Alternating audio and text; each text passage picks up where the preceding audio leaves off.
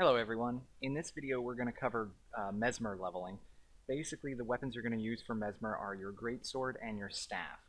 The greatsword is going to be your primary damage dealer, and it's also used to keep you safe in events when there's lots of mobs, or if you need to stay farther away from a boss mob so he doesn't crush you.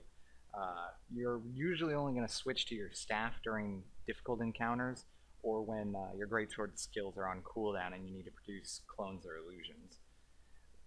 That's basically all there is to the weapons for the Mesmer.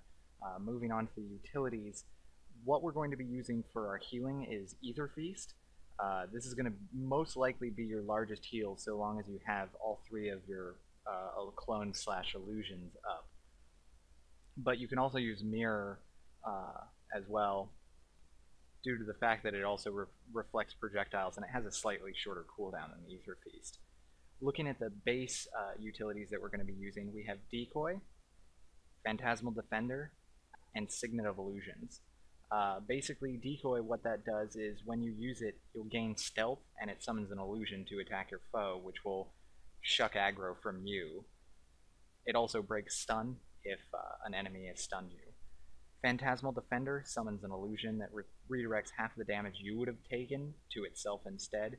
Doesn't last very long, but sometimes that is the difference between you living and dying.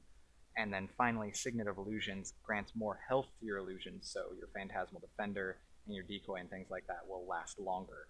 You can also use the active on this Signet to recharge your Shatter skills, which are Mind Rack, which does damage, Cry of Frustration, which confuses enemies, Diversion, which is going to destroy, all of these destroy all your clones and phantasms, and then dazes the target, and finally Distortion, which causes you to evade all attacks.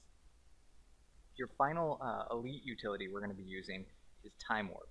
This is great for multiple people. If you're working in an event with other players and things like that, make sure they all gather around when you use it, because it'll apply quickness to everyone. In the case of playing by yourself, it's also very powerful because a lot of times that extra quickness will really make a big difference for you. Next, we're going to cover the traits for the Mesmer. The first set of points you're going to want to put into is in the Chaos tree. The reason for that is that it's going to give you the survivability you need as a Clothy to be able to easily level. The first thing we're going to put points in is Illusionary Defense. You take 3% reduced damage for each illusion you have in the world, so that's basically a max of 9%. Then Debilitating Dissipation. Your clones apply a random condition to nearby foes when they're killed. And then finally, Chaotic Dampening. You gain 50 toughness while wielding a staff, and it reduces the recharge rate of staff skills by 20%. The next set of traits we're going to want to put points in is Domination. The first one we're going to put points, or the first trait skill we're going to choose is Mental Torment. Mind Rack causes 20% more damage. That's your first skill here, where you blow up your illusions. The next one we're going to use is Greatsword Training. You gain an additional 50 power while wielding a greatsword, and it also reduces the recharge of greatsword skills by 20%. And finally, Confounding Suggestions. 50% chance to cause a 1-second stun whenever you daze a target. Very, very useful skill.